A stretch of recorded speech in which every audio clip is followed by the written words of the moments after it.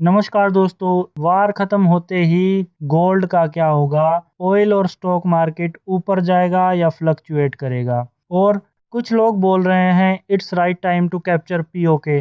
China भी Taiwan पर attack कर सकता है, ऐसी न्यूज़ आ रही थी। सबसे पहले समझते हैं कि ईरान वॉर रुकने की तरफ क्यों बढ़ रहा है।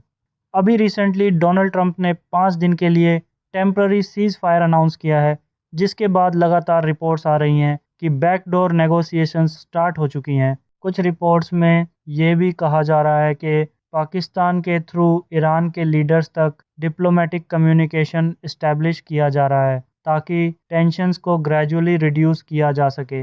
इन सब डेवलपमेंट्स को देखकर यह लगता है कि वॉर तुरंत नहीं, लेकिन धीरे धीरे एंड होने की तरफ बढ़ रही है। चाहे निगोशिएशंस में एक हफ्ता लगे या एक महीना, लेकिन सबसे पहला स्टेप होता है मिसाइल अटैक्स का रुकना, और वो स्टेज अब नज़दीक लग रही है। लेकिन यहाँ से एक और इम्पोर्टेंट फेज स्टार्ट होता है, क्योंकि जब भी कोई वॉर रुकती है उसका सबसे पहला इम्पैक्ट ग्लोबल ऑयल मार्केट पर पड़ता है, और ऑयल ही डिसाइड करता है कि गोल्ड, स्टॉक्स और ग्लोबल इकोनॉमी कैसे रिएक्ट करेगी। मिडिल ईस्ट दुनिया का सबसे बड़ा ऑयल सप्लाइंग रीजन है, इसलिए ईरान वार का सबसे पहला इम्पैक्ट ग्लोबल ऑयल मार्केट पर ही देखने को मिला। जब कॉन्फ्लिक्ट स्टार्ट हुआ, मार्केट्स को ऑयल सप्लाई डिसरप्शन का फियर हुआ, और इसी अनसर्टेनिटी की वजह से ऑयल प्राइसेस में सिग्निफिकेंट इंक्रीज देखने को मिला। कंट्रीज और कंपनीज फ्यूचर सप्लाई सिक्योर करने लगीं, जिससे एनर्जी मार्केट में वॉलेटिलिटी बढ़ गई। अब अगर वार एंड होती है और सिचुएशन स्टेबल होती है, तो ऑयल सप्लाई ग्रेजुअली नॉर्मलाइज होगी और प्राइसेस भी स्टेबल होने लगेंगे। यानी एनर्जी मार्केट में अनसर्टेनिटी धीरे धीरे कम हो जाएगी। लेकिन गोल्ड के साथ एक बहुत इंटरेस्टिंग चीज़ हो रही है। मैं आगे गोल्ड के बारे में एक ऐसी प्रिडिक्शन करूंगा जो शायद आपको सरप्राइज करे। पर उस प्रिडिक्शन को समझने से पहले स्टॉक मार्केट को समझना ज़रूरी है, क्योंकि वॉर के बाद सबसे fast reaction global stock markets में ही देखने को मिलता है। अगर आपने रिसेंटली निफ्टी 50 या सेंसेक्स को ऑब्जर्व किया हो, तो एक इंटरेस्टिंग ट्रेंड देखने को मिला होगा।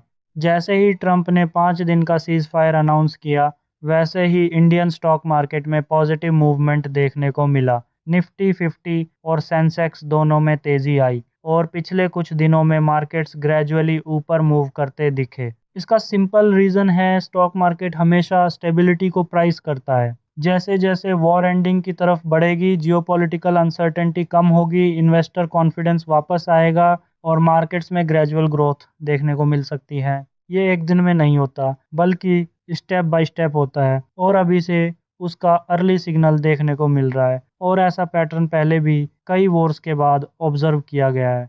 मैं यहाँ कोई इन्वेस्टमेंट एडवाइस नहीं दे रहा हूँ, सिर्फ ग्लोबल इकोनॉमिक ट्रेंड एक्सप्लेन कर रहा हूँ। लेकिन यहाँ सबसे इंटरेस्टिंग चीज़ गोल्ड के साथ हो रही है। रशिया यूक्रेन वॉर में गोल्ड प्राइसेस तेजी से बढ़े थे, लेकिन ईरान वॉर में इसका ट्रेंड थोड़ा अलग देखने को मिल रहा है। अब समझते हैं गोल्ड के साथ एक्चुअली हो क्या रहा है। रशिया यूक्रेन वार काफ़ी लंबा चला था, और उस समय ग्लोबल टेंशन्स बहुत ज़्यादा बढ़ गए थे। नेटो कंट्रीज यूक्रेन को सपोर्ट कर रही थी, सैंक्शंस लग रहे थे, और पूरी ग्लोबल इकोनॉमी अनसर्टेनिटी में थी। इसी अनसर्टेनिटी की वजह से इन्वेस्टर्स और सेंट्रल बैंक सेफ एसेट की तरफ शिफ्ट हुए, और गोल्ड में हैवी बाइंग देखने को मिली। लोग स्टॉक मार्केट से पैसे निकालकर गोल्ड में इन्वेस्ट कर रहे थे, क्योंकि गोल्ड ट्रेडिशनली क्राइसिस के समय सेफ हेवन माना जाता है। लेकिन ईरान वार में सिचुएशन थोड़ी डिफरेंट रही। यह कॉन्फ्लिक्ट रिलेटिवली शॉर्ट टर्म और लिमिटेड स्केल का रहा, और मार्केट्स को लॉन्ग टर्म ग्लोबल डिसरप्शन का स्ट्रॉन्ग सिग्नल नहीं मिला। इसलिए गोल्ड में पैनिक बाइंग उतनी स्ट्रॉन्ग नहीं हुई जितनी रशिया यूक्रेन वॉर के समय देखने को मिली थी। और एक इम्पोर्टेंट फैक्टर यह भी है कि जो इन्वेस्टर्स पहले से गोल्ड में इन्वेस्ट कर चुके थे, वे अब ग्रेजुअली प्रॉफिट बुकिंग कर रहे हैं। जब अनसर्टेनिटी कम होती है, इन्वेस्टर सेफ एसेट्स से पैसे निकालकर ग्रोथ एसेट्स जैसे स्टॉक्स में शिफ्ट करते हैं, और इसी वजह से गोल्ड प्राइसेस में प्रेशर देखने को मिलता है। लेकिन लॉन्ग टर्म में गोल्ड की स्टोरी अभी खत्म नहीं हुई है। ईरान वार ने एक बार फिर कंट्रीज को ये रियलाइज कराया है कि जियोपॉलिटिकल कॉन्फ्लिक्ट्स कभी भी स्टार्ट हो सकते हैं, और सिर्फ डॉलर रिजर्व्स पर डिपेंड रहना रिस्की हो सकता है। इसी वजह से लास्ट कुछ सालों में सेंट्रल बैंक्स ग्रेजुअली अपने गोल्ड रिजर्व्स बढ़ा रहे हैं, और ये ट्रेंड आगे भी कंटिन्यू हो सकता है। अगर कंट्रीज अपने फॉरेन रिजर्व्स का इवन छोटा सा पोर्शन भी डॉलर से गोल्ड में शिफ्ट करती हैं, तो आने वाले 1-2 सालों में फिजिकल गोल्ड प्राइसेस में स्टेडी अपवर्ड ट्रेंड देखने को मिल सकता है। यानी शॉर्ट टर्म में गोल्ड स्टेबल या प्रेशर में रह सकता है, लेकिन लॉन्ग टर्म में गोल्ड की डिमांड फिर से स्ट्रॉन्ग हो सकती है। मार्केट्स और गोल्ड का ट्रेंड समझ आ गया, लेकिन कुछ लोग सोच रहे हैं क्या ये सही वक्त है पीओके कैप्चर करने का। अब देखते हैं कि इंडिया कैसे सिचुएशन का फ़ायदा उठा रहा है और आगे का प्लान क्या है। सबसे पहले इंडिया की इकोनॉमिक और स्ट्रेटेजिक प्रायोरिटीज़ पर नज़र डालते हैं। वार के एंड होने से इंडिया को एक मौका मिलता है कि वो अपनी एनर्जी सप्लाई डाइवर्सिफाई करे, ताकि फ्यूचर में ऑयल और गैस के लिए पूरी तरह यूएसए या मिडिल ईस्ट पर डिपेंडेंट ना हो। ये ट्रेंड एक्चुअली पहले से स्टार्ट हो चुका है। लास्ट ईयर जब ट्रंप ने टैरिफ्स लगाए थे, इंडिया ने एक्सपोर्ट्स और ट्रेड पार्टनर्स को डाइवर्सिफाई करना शुरू किया था, और ये अभी भी कंटिन्यू हो रहा है। एग्रीकल्चर, फार्मा और टेक एक्सपोर्ट्स में नए राउट्स और पार्टनरशिप्स एस्टेब्लिश किए जा रहे हैं, ताकि इंडिया का ग्लोबल ट्रेड फुटप्रिंट और स्ट्रॉन्ग हो। लेकिन अब पीओके का क्वेश्चन आता है। कुछ लोग बोल रहे हैं कि वॉर के बाद ये सही वक्त हो सकता है पीओके कैप्चर करने का। रियलिटी में ये मूव सिर्फ शॉर्ट टर्म थ्रिल है, और एक्चुअली इंडिया के लिए रिस्क ज़्यादा और बेनिफिट कम है। सबसे पहला रीज़न, पीओके कैप्चर करना इतना ईजी नहीं है।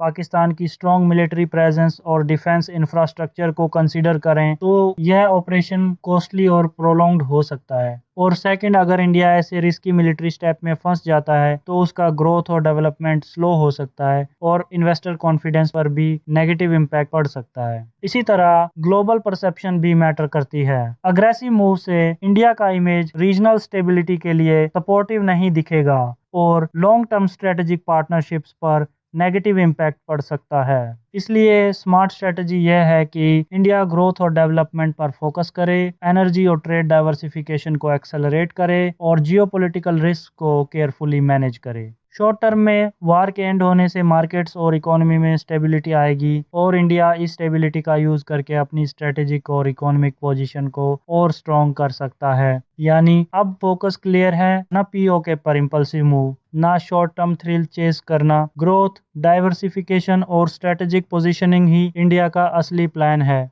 अगर आपको ये वीडियो इन्फॉर्मेटिव लगा तो लाइक और शेयर जरूर करें, और कमेंट में बताएं आपको लगता है इंडिया का ये अप्रोच सही है या कुछ और करना चाहिए।